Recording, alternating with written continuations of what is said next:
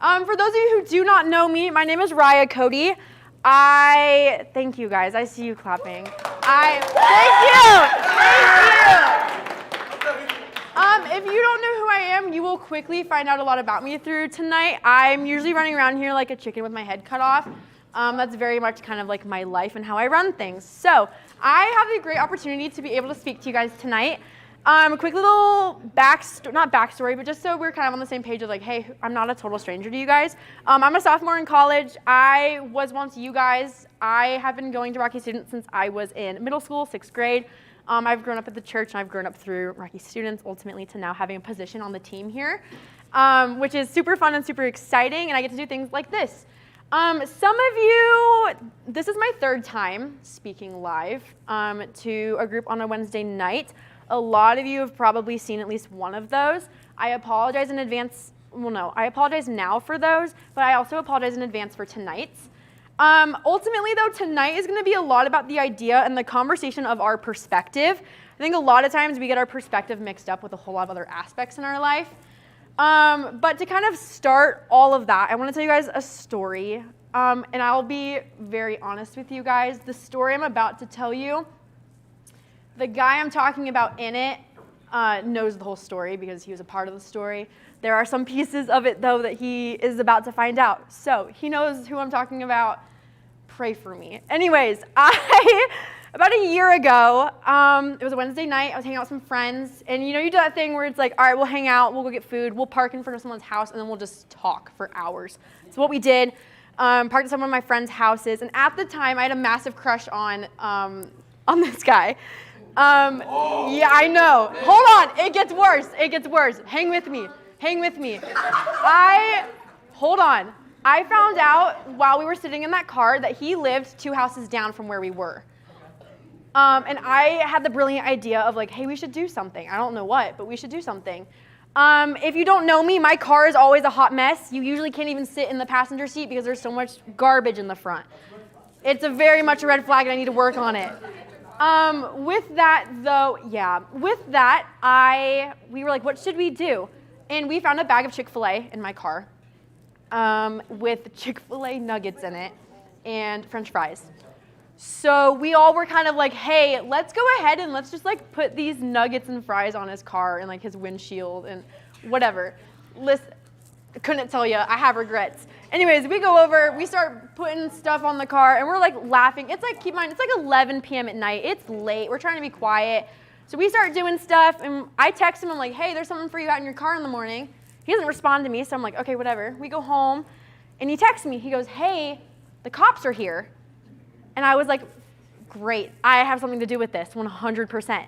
I did. Turns out while we were doing that, there was about 4 or 5 of us all swarming this guy's car, doing stuff to it. The neighbors from across the street were spying on us out their window. And when it's dark outside and you just see a bunch of these girls running around a car, it does look a little weird. So they called the cops and were like, hey, we think they're trying to steal this dude's car. Obviously, that's not what happened whatsoever. Kind of wrap that story up. One of my favorite parts because it's just a nickname that still holds true and he still calls us this. His parents next morning were like, hey, what were the cops doing? And he was like, hey, don't worry about it. It was some weird church girls. So that is something that we still kind of get associated with. Anyways, all of that to say, and that whole story, hey, also, all the guys in the room, if a girl ever shows up at your house and puts Chick-fil-A nuggets on your car, take it as a sign. She probably likes you, okay? All that to say, it's all about your perspective. So for me and all of my girls and what we were doing, it was, hang with me. For me and all of my people when we were doing that, it was a complete innocent joke. We were like, whatever, it's funny. To the neighbors, it was the complete opposite. It was, oh, shoot, something's going down. We should probably call the authorities. So with that comes the line of, hey, your perspective matters in a lot of different aspects. As I was kind of doing some notes and some prep work for this, I kind of started noticing some common themes. So I went ahead and just grouped them together, and we'll go ahead and we'll talk through each of those. So I personally think your perspective matters a lot when it comes to your attitude. I think your perspective matters a lot when it comes to your relationships. And I think perspective matters a lot when it comes to your faith. So I'm going to go ahead and just take the rest of tonight to kind of do a little deep dive in each one. It's not going to be long. Hang with me. If you want to, fall asleep. I don't care.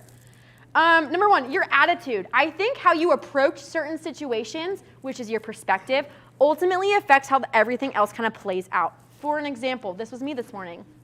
Had a math exam at 8 a.m.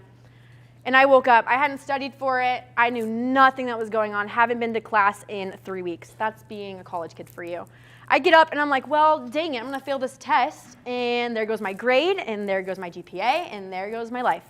It's kind of how I woke up, and I was like, there goes my whole day. I don't even want to try to do anything else. But because of my approach in that situation, it determined the rest of my day. Now, if I would have woke up and I'm like, okay, I got a math exam at 8 a.m., sucks, it is what it is. I should be grateful I have this opportunity to even take this test. I'll put in my best effort, I'll do my best, I'll walk away knowing I tried my hardest. The rest of my day probably would have looked a little bit different. And I think that is the same way in your approach to almost any other situation in life. You pick and choose what you would want to apply that to. I think also in that way, another example you could look at is when you're meeting new people or when you're in a new environment and your approach in that situation. Now, I think a lot of us, including myself, can be super judgmental in the sense of when you're meeting someone, you kind of start to assume things. For example, if I meet someone and I do a quick up and down of what they're wearing, I can kind of judge in my head who I think they're going to be, when ultimately that is not the case whatsoever. So I think if we start to change our perspective in the sense of having, I call it a godly perspective. So I think if we approach those situations, and a lot of other situations too, with kind of the open-mindedness of, hey, we all make mistakes, none of us are perfect, we're all gonna fail at times, I think it opens up your mind to have more of a positive outcome in those situations and many others. Relationships. Guys, this one's gonna be a fun one. Let me preface by saying this, and this is me being very vulnerable with you, and a lot of you already know this. I myself have never been in a relationship with a significant other. Really. For lots of different reasons. If you want to talk to me about it after, I'd love to tell you. With that being said, though, I don't think what I'm about to say about relationships and your perspective about them, you shouldn't listen to because I haven't been in one. I think everything I'm about to say can still be applicable to a relationship like that, a relationship with your teachers, with your parents, with your friends. I think this goes to any sort of relationship. Just want to put that out there before some of you are thinking, who does she think she is if she's never been in one? I have relationships, so hang with me.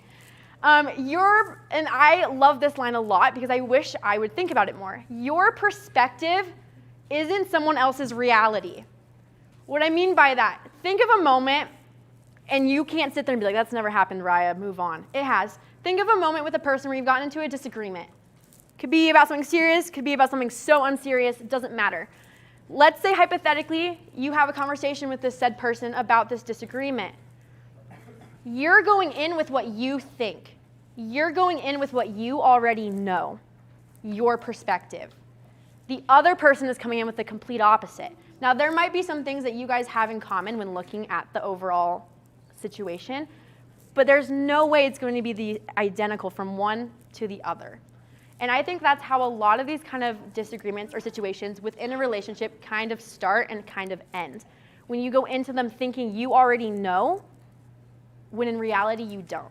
So I just want to say that line again because it has changed my perspective quite a bit. But your perspective is not someone else's reality. What you think is not what someone else thinks. So I think kind of going into that again with that open-mindedness of being like, hey, I know what I think and I know what I know, but I need to understand the full picture. I need to understand whoever you're having the disagreement with, or it might not even be a disagreement, it might just be a conversation, it might be a new situation, new environment, a learning experience. But I think when you go into that with that open-mindedness of being willing to realize that you know what you know, but you don't know everything, I think can ultimately make a great impact and have a great outcome. With that, I kind of want to tell a quick little story. You'll kind of see a theme as we go through each topic. I'll throw in a little something about myself. I'm a very emotional person. If you know, there was a thumbs up. If you know me, you know that to be true. It doesn't take much to make me cry. I cry on the daily. Don't be concerned for me. It's the genes. With that being said, I had a conversation with my mom last night about some things I've been kind of struggling with and some things that I want to improve on and want to see improvement with. And ultimately, when I went into that conversation, I went in with my own perspective. Hey, I know best. You're wrong. You messed up. This has nothing to do with me. When ultimately, at the end of that conversation with my mom, I realized that it wasn't her. She was honestly in the same exact boat she was in the same situation we were discussing. It changed my perspective a little bit. Now, last one, we're almost done. Faith. I think your perspective of your faith or your faith journey or your relationship with Jesus, look at it however you want, your perspective. I think if you answer the question, think to yourself, is your faith a priority to you? And I think how you answer that question answers a lot of others about how other things are ranking in your life. And I think maybe that should be a reflection for you if there's some things you need to switch around a little bit. You could kind of look at it like this if the ranking thing doesn't quite work. You could live a life, okay, hold on. You have two options. You've got the golf course and you've got the bowling alley. Now let me explain. The golf course, it's open green. You've got your ball, you're living your life, you hit it, it can go anywhere you want. You know that Jesus is there and present in your life, in your faith journey. Switch it up. The bowling alley, you know what your target is. You've got some freedom, but you've got your guardrails, Jesus. So when you navigate life, it looks different. Perspective. I think, too, and something I struggle with, and I'm currently struggling with, and you will see this example in a minute, is kind of when you sit in these situations of feeling confused or not knowing what's going on, or the question of, hey, why is this happening to me? Why is my friend going through this? Fill in the blank for you. And I think in that moment, we kind of get in the sense of like blaming God or blaming others, when in reality, that's not how we should be looking at it. Perspective. You could also view it like this. God doesn't ruin our things, our plans, our future, but he ultimately restores them in time. Your perspective is only a piece. God holds the whole. So when you look at the situation that you're in, and ready, here's me being vulnerable again in my example. I currently, right now in life, am kind of like looking at God and like, hey, I feel so lost. I feel so confused. I don't know where I should be. I don't know what I should be doing, but I know it's not this. And I can stand there and I can say, okay, there's a piece of it. God's got the rest. And that ultimately can turn into a bunch of other things. But understanding and having the open-mindedness with your perspective to be able to sit in these moments and say, hey, this isn't forever. This is just a period in my life, can affect so many other outcomes within that. With that, hold on. I don't even think I brought the remote up here with me. Yeah. Hold on. Will you change it when I say change it? Not yet. Carly can do it. Don't do it yet. I'm going to play a quick video. Here's me being honest again, am addicted to Instagram. With that, I scroll quite a bit on my feed. With that, I found this account I really love called Recess Therapy. Does anyone know who I'm talking about? Recess Therapy. Yep. Okay, you're about to find out. They are my favorite little kids on this earth because it's the greatest. And I think he says it in quite a great way. Middle school, I hope you can hear it. I hope you can see it. We're trying something out, so bear with us. Go for it. I learned this, and it's called, you can't control the wind, but you can adjust your sails. Oh, I think that makes a lot of sense.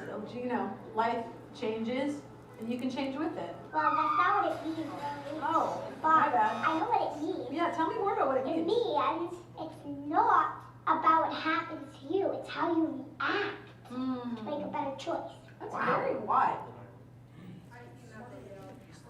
Okay, so this kid, his name is Miles. He's also known as to be like the metal kid because he licks metal and he talks about it quite a bit. You should check him out if you need a good laugh. He makes my whole day. With that, I'm almost done. I got like 2 more thoughts for you and then we'll be out of here. I want to leave you guys with a verse real quick that I think ultimately kind of ties everything together. It's a very commonly known one, so if you're pretty heavily involved in the church, you probably know it by heart. It's Jeremiah 29:11. For I know the plans I have for you, declares the Lord. Plans to prosper you and not to harm you. Plans to give you hope and a future.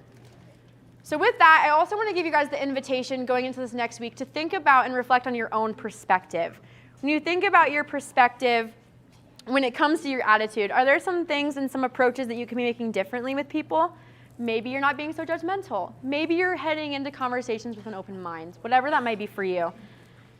Going into your relationships, are there some things you could change or adjust in how you handle certain situations because of what you think or what you think you know?